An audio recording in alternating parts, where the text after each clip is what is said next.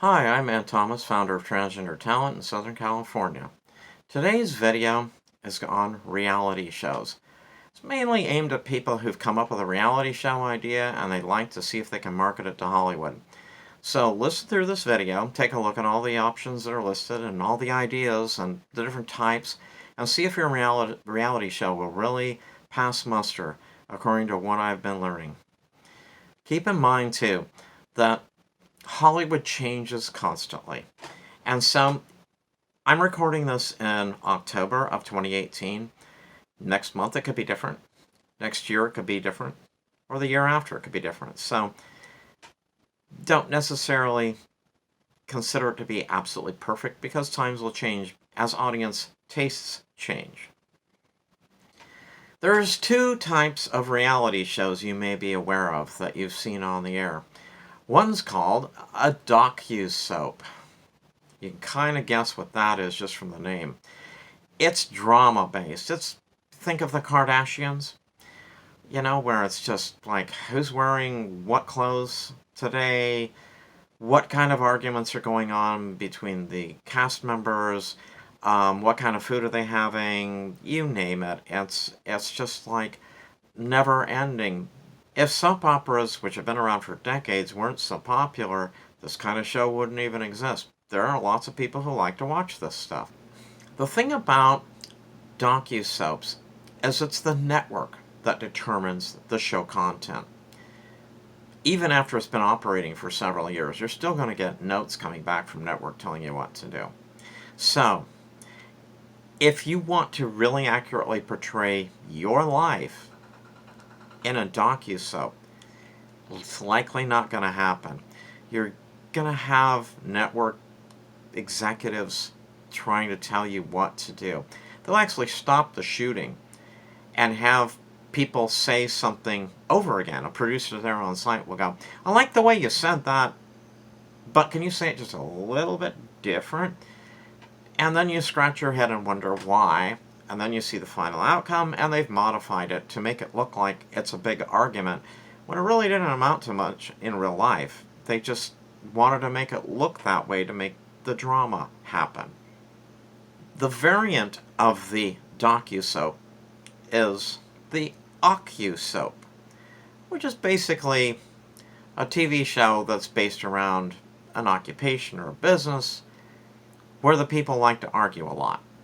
I think probably the most famous ones of all are Orange County Choppers, which has been turned into tens of thousands of memes showing the father and the son arguing vehemently about something. And of course, in the memes, they put in new words that are hilarious.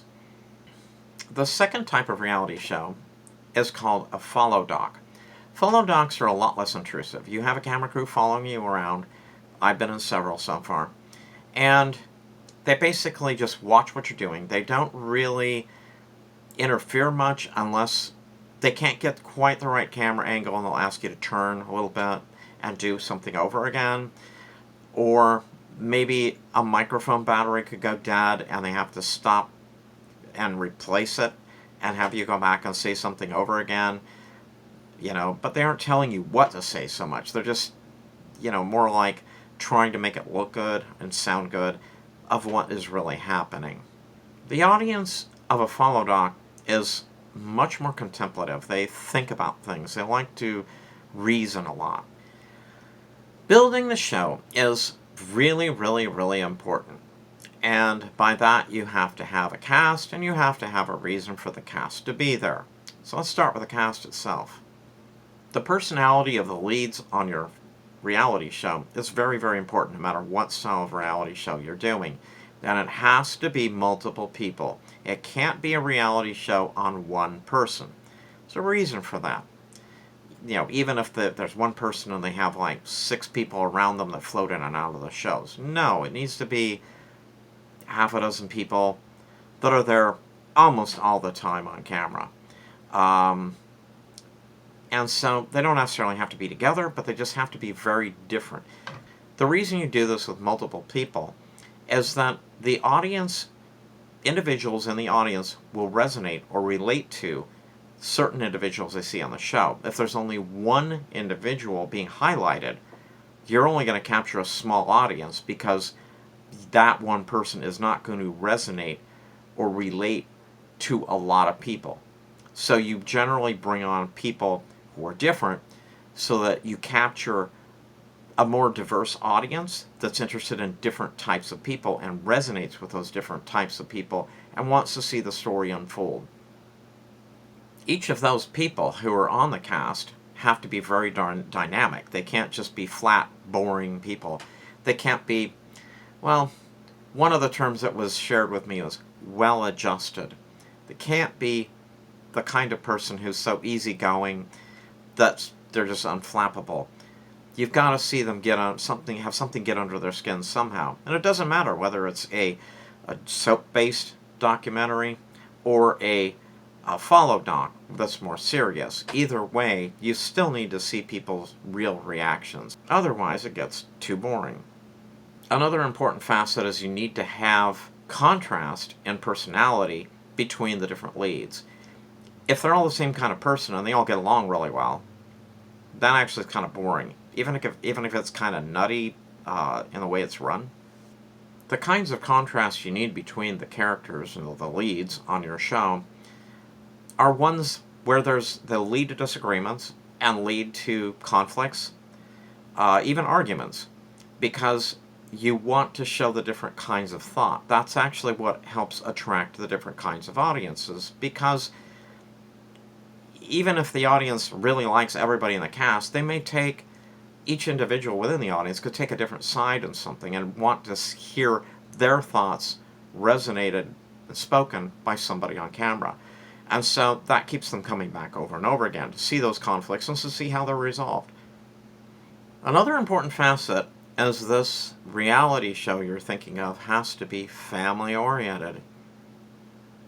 Family-oriented, you think? Wait a minute, I'm going to be dealing with some really tough subjects and I want to get it on a network that families don't watch. Well, I'm not talking about family content, family-oriented content. I'm talking about family-oriented cast, which is very different. Family-oriented cast is one where you have a family that provides the core of the show.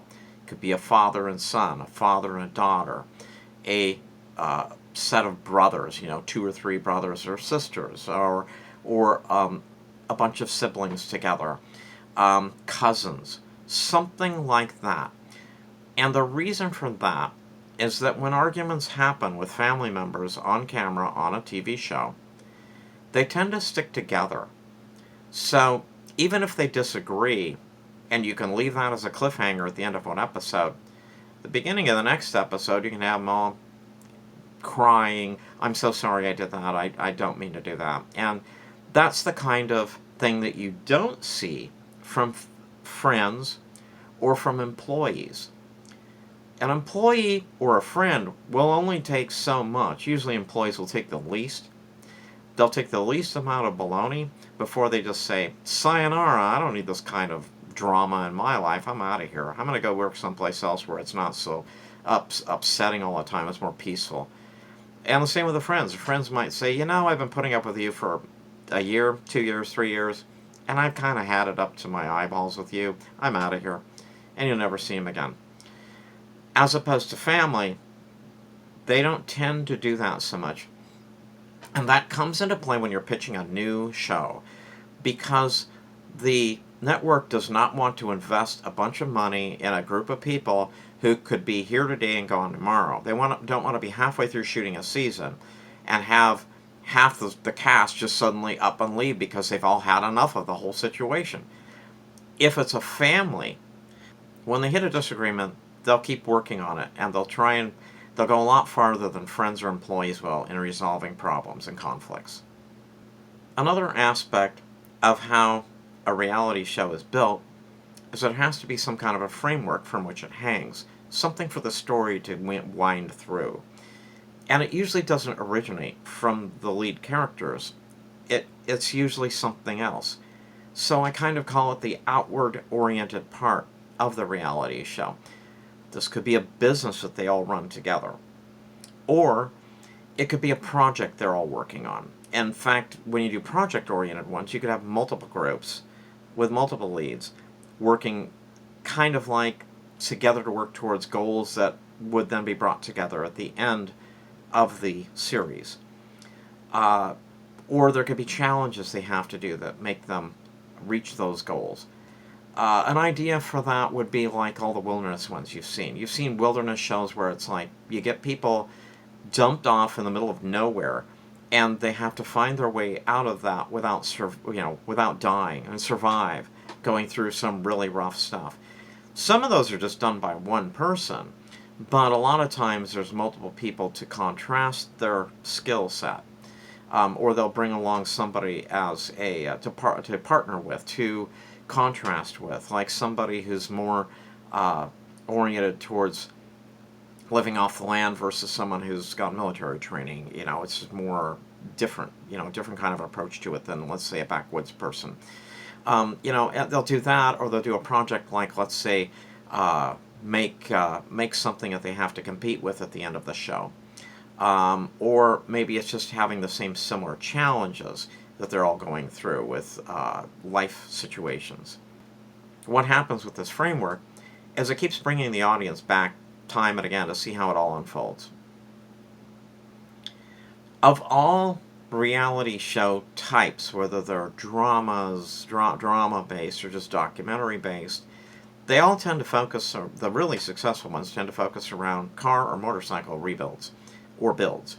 So they'll take existing cars or motorcycles and build them into something else, whether it's for show or competition. Those shows tend to sell very rapidly in Hollywood and do quite well. So if you are someone who owns a car shop or a motorcycle shop and you're doing rebuilds or builds for, whether it's drifting or doing racing or show cars or show motorcycles, those sell really, really rapidly. One thing a lot of people think is that they're going to get rich off of doing a reality show. That's far from the case. First, I'll give you the worst case scenario for reality show pay.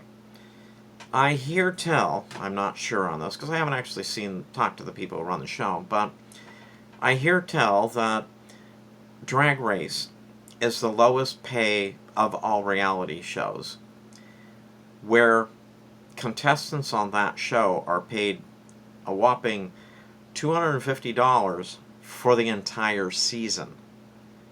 They probably spend more than that on the outfit and hair and makeup for one episode alone.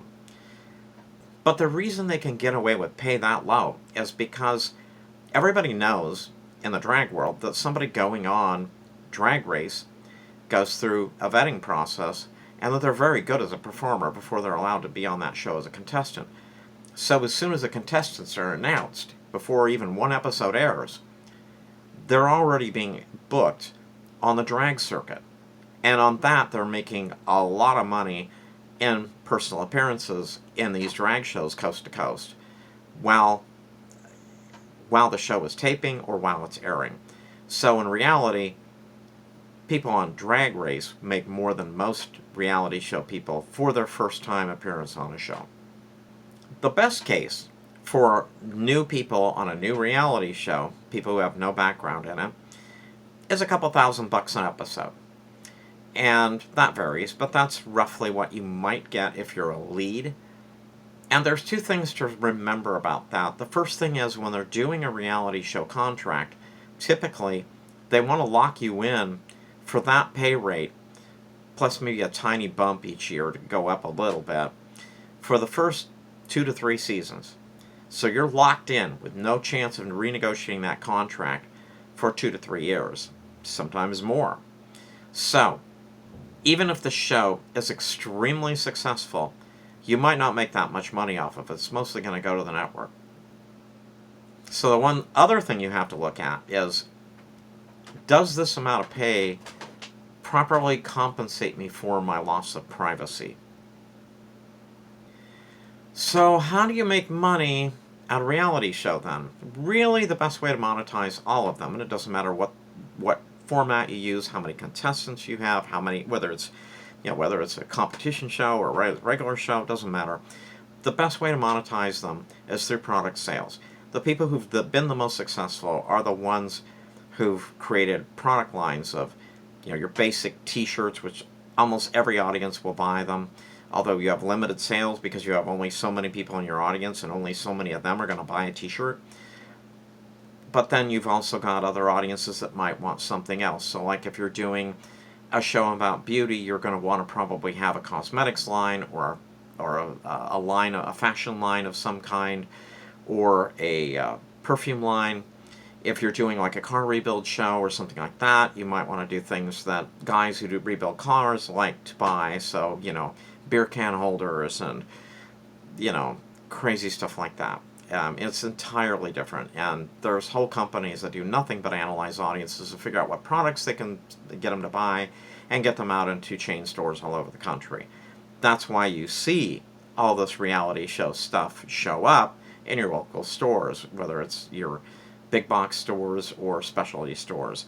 That's why they're there, is because that's where the money really is made in reality shows. So I hope that helps, and I hope you're able to use those guidelines to help you to find the best reality show situation that would work for you. Just remember, just because you have the greatest personality on earth doesn't mean your show is going to be successful.